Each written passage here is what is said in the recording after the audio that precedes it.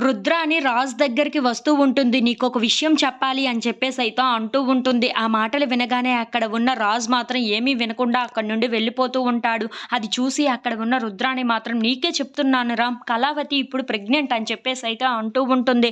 ఆ మాటలు వినగానే అక్కడ ఉన్న రాజు అయితే ఒక్కసారిగా షాక్ అయిపోతూ ఉంటాడు.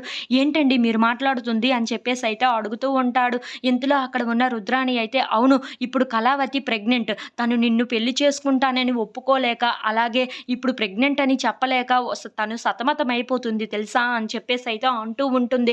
ఆ మాటలు వినగానే అక్కడ ఉన్న రాజైతే ఒక్కసారిగా షాక్ అయిపోయి "ఏంటి, కళావతి గారు ప్రెగ్నెంటా? అలా ఎలా కుదురుతుంది" అని చెప్పేసైతే అనుకుంటూ ఉంటాడు. ఇంతలో అక్కడికి కావ్య వస్తూ ఉంటుంది. "ఏవండీ, నేను మీకొక విషయం చెప్పాలి" అని చెప్పేసైతే అంటూ ఉంటుంది. ఆ మాటలు వినగానే అక్కడ ఉన్న రాజైతే "మీరు ప్రెగ్నెంటా?" అని చెప్పేసైతే చాలా కోపంగా మాట్లాడుతూ ఉంటాడు. ఆ మాటలు వినగానే అక్కడ ఉన్న కావ్య అయితే ఒక్కసారిగా షాక్ అయిపోయి రాజు వైపు అలా చూస్తూ ఉండిపోతుంది. ఇంతలో అక్కడ ఉన్న రాజు మాత్రం "నన్ను ఇంత మోసం చేస్తారని నేను అస్సలు ఊహించలేదు.